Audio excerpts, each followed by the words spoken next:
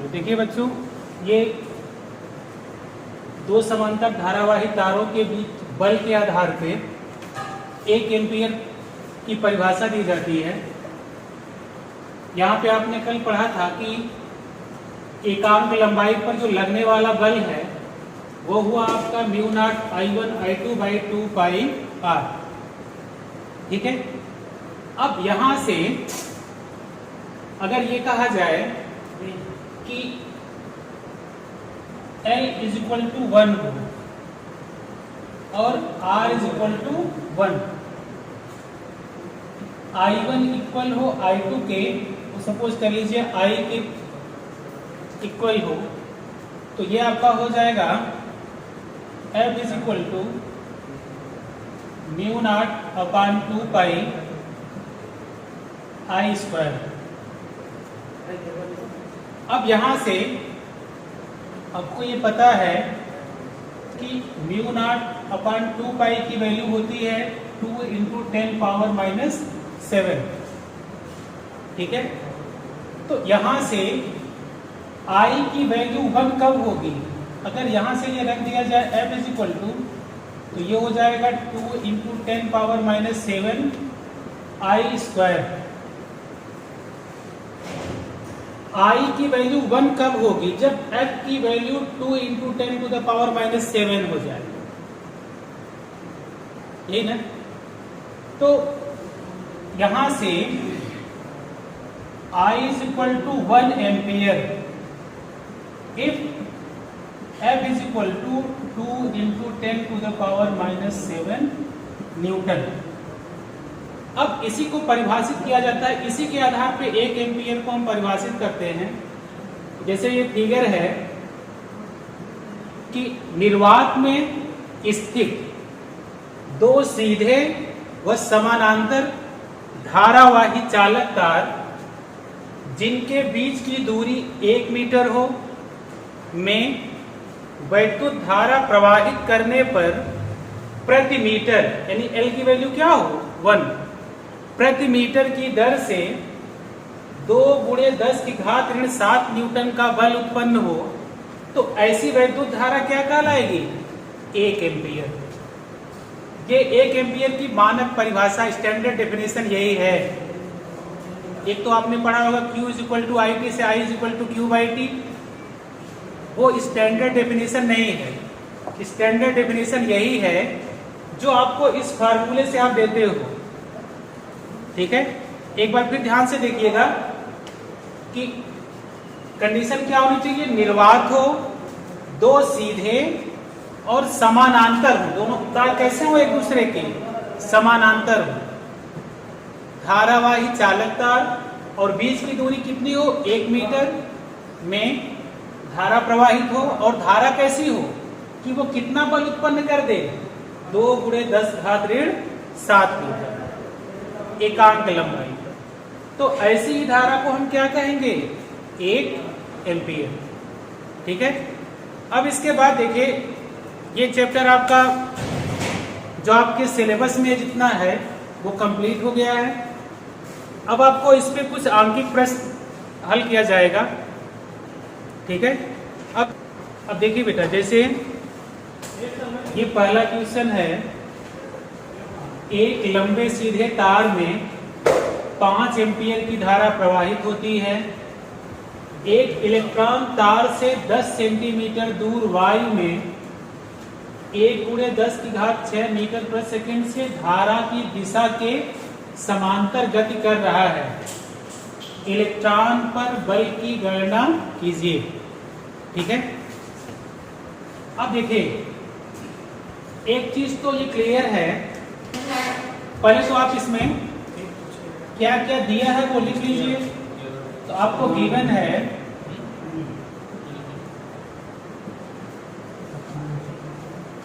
I is equal to 5 ampere. ठीक है, electron तार से कितनी दूरी पर है? 10 सेंटीमीटर। सेंटीमीटर को किसमें कन्वर्ट कर लीजिए? मीटर में। 10 इंटू 10 पावर माइनस 2 मीटर। और कितने वेग से गति कर रहा है? दिया है 1×10⁶ मीटर पर सेकेंड। ठीक है, अब देखिए जो चालक तार है, चालक तार में धारा बहेगा तो इसके चारों ओर एक चुंबकीय क्षेत्र होगा, और जो इलेक्ट्रॉन गति कर रहा है वो चुंबकीय क्षेत्र की दिशा में गति कर रहा है। तो आपने ये पढ़ा हुआ है कि चुंबकीय क्षेत्र में अगर कोई कण गति कर रहा हो तो उस पर जो बल लगता है, बल के लिए आपने फार्मूला पढ़ा हुआ है QV sin थीटा। ठीक है, तो आपको Q की वैल्यू चाहिए। मान लीजिए यहाँ पे इलेक्ट्रॉन दिया है तो Q के प्लेस पे आपने E कर लिया, वेलोसिटी गिवन है। साइन थीटा तो वो हम ज्ञात कर लेंगे कि दोनों के बीच का एंगल क्या है, V और B का, क्योंकि समांतर दिया है तो वो 0, ये चुंबकीय क्षेत्र के वो समांतर दिशा में गति कर रहा है तो वो 90 डिग्री का एंगल बनाएगा वेलोसिटी के साथ मैग्नेटिक फील्ड, और ये B है। ठीक है, तो अब यहाँ पे हमारा उद्देश्य होना चाहिए कि हम B की वैल्यू कैसे फाइंड करें मैग्नेटिक फील्ड की। तो पहले हमारा उद्देश्य क्या होना चाहिए कि मैग्नेटिक फील्ड की वैल्यू कहां से मिले। अब आपने पढ़ा हुआ है कि चालक तार से अगर r दूरी पर आपको चुंबकीय क्षेत्र का मान निकालना हो तो r दूरी पर B के लिए क्या फार्मूला होता है, B = μ0I/2πr। ठीक है, अब यहां से देखिए मैग्नेटिक फील्ड की वैल्यू क्या हो जाएगी, B पहले हम यहां से मैग्नेटिक फील्ड निकालेंगे, फिर यहाँ पे फोर्स की वैल्यू निकालेंगे, तो B किसके इक्वल हो जाएगा, μ0/2π × I/r। I की वैल्यू 5, R की वैल्यू 10 × 10⁻²। B आप इसकी यूनिट लिख सकते हो Nm/एम्पियर मीटर। μ0/2π की वैल्यू पुट अप कर दीजिए, 2 × 10⁻⁷ × 5/10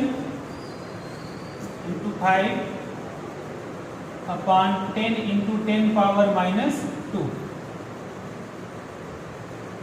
ये 5 to 10, 10 से 10 कैंसिल, 10⁻² ऊपर जाएगा, क्या मिल जाएगा 10⁻⁵ Nm/एम्पियर मीटर।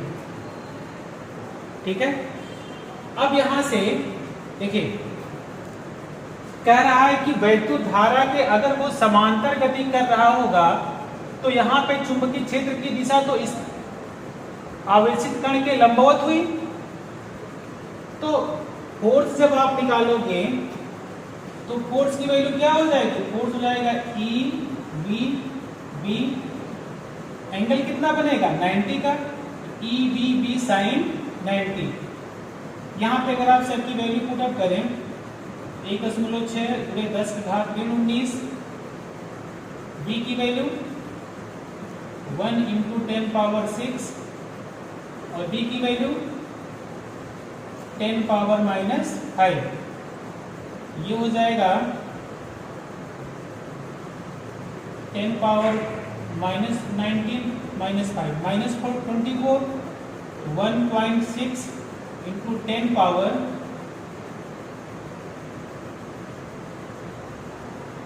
10⁻⁻19 और ये -5, 24 में से 6 आप माइनस करोगे -18 न्यूटन।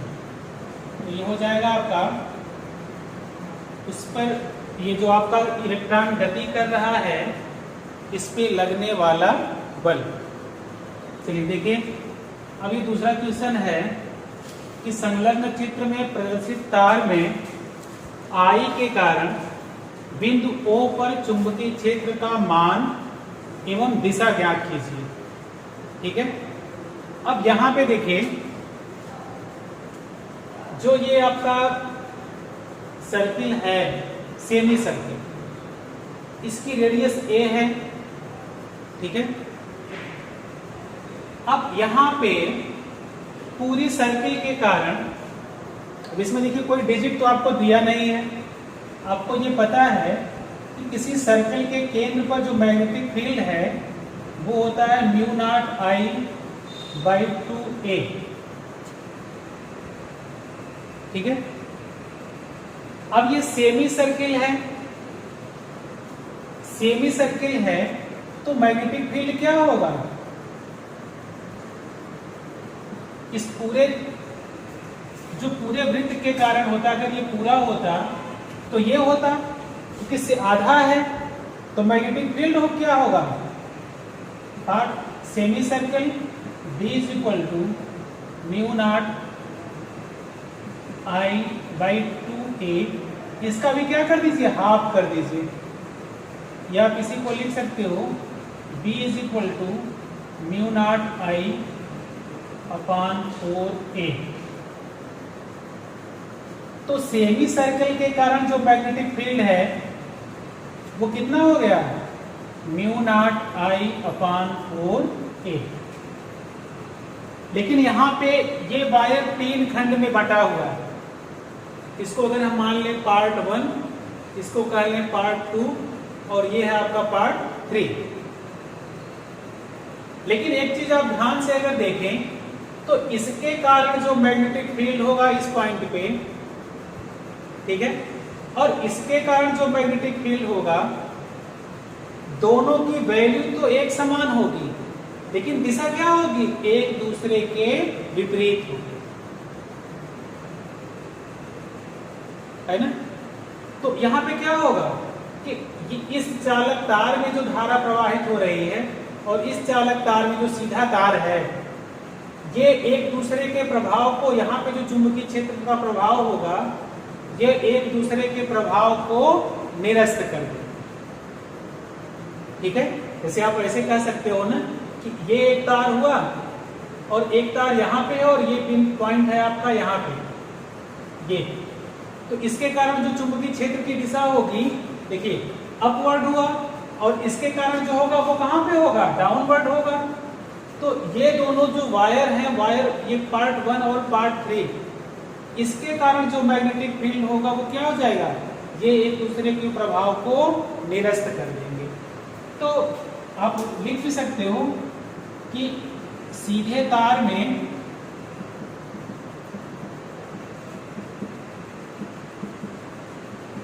प्रवाहित धारा के कारण चुंबकीय क्षेत्र एक दूसरे के प्रभाव को निरस्त कर देंगे।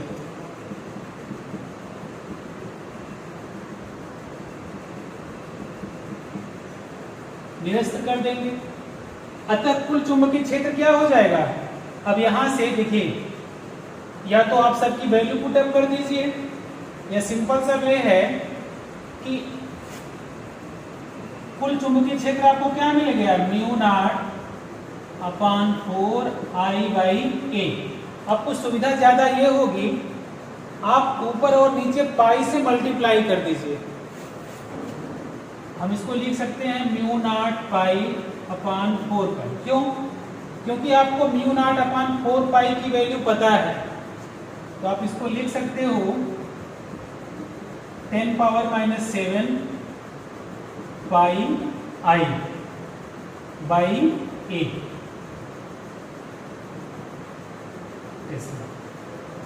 ये आपका क्या हो जाएगा? यही हो जाएगा मैग्नेटिक फील्ड। अब दूसरी बात आती है, इसकी दिशा क्या होगी। अब इसकी दिशा ज्ञात करने के लिए आप चाहे जो नियम लगाइए, चाहे आप पेंच का नियम लगाइए, और चाहे जो दाहिने हाथ की हथेली का नियम नंबर 1 लगाइए। दाहिने हाथ की हथेली का नियम नंबर 1 क्या कहता है कि दाहिने हाथ को फैलाएं, अंगूठा आपका धारा की दिशा में हो, तो हथेली से जो धक्का देने की दिशा है वो फोर्स की दिशा होगी। तो यहाँ पे अगर आप इसको अप्लाई करें, देखिए ऐसे, तो धक्का देने की दिशा कहाँ हुई? बाहर की ओर हुई। तो आप इसको लिखोगे कि दिशा कहाँ होगी? यह आपका जैसे बोर्ड है, तो बोर्ड के तल के लंबवत ऊपर की ओर, ठीक है। डायरेक्शन क्या हो जाएगा? या आप अपने कॉपी पे लिख रहे हो तो आप क्या लिखोगे कि कागज के तल के लंबवत ऊपर की ओर, या हम यहाँ क्या लिखेंगे कि बोर्ड के तल के लंबवत